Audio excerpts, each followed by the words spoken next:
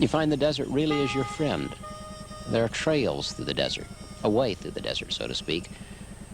A man can stay alive here all of his life if he knows where to find the water and what to eat, and if he's not afraid of making friends of the inhabitants who live here. These strange, warm, friendly Bedouin from a different culture, from a different religion, and yet with their concepts of hospitality who reach out, and if you reach back, they'll accept you as one of their own. There's no need to be afraid. Man really is afraid only of the unknown. But once you learn the wilderness, once you learn what we call dark is really light, there's no need to fear it anymore. The first reaction to any kind of wilderness experience is withdrawal. The pain of losing a loved one, or the shock of losing a job, the betrayal of some kind of friend, all of these things drive us into a wilderness where we want to withdraw. And therefore, the first reaction that we usually have is leave me alone. And so we flee into a desert. Moses did that. He had killed an Egyptian taskmaster, only to find that God had something far better for him than simply fleeing into the desert. He was driven here, that's true, into perhaps a place very similar to this here in the Sinai. And yet immediately he found friends. The very first night that he spent in the wilderness, he spent at an oasis very similar to this. Here he befriended the daughters of the Midian sheikh Jethro, and they ran home to their father to tell their father of the friend, the Egyptian friend that they had met at the oasis. Jethro's reaction was, "Why did you leave him? Invite him home to have something to eat." That seems to be the reaction always of the Bedouin in this place, which is a warm, open people of hospitality. And so Moses, in a place very similar to this, had his first Bedouin meal.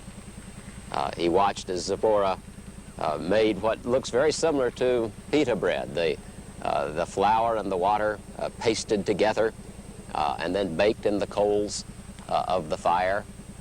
He heard Jethro speak, perhaps, that evening of the God that they had served, the God of Abraham, a God called El, a God of no name and a God of no image, a God that Moses knew very, very little about.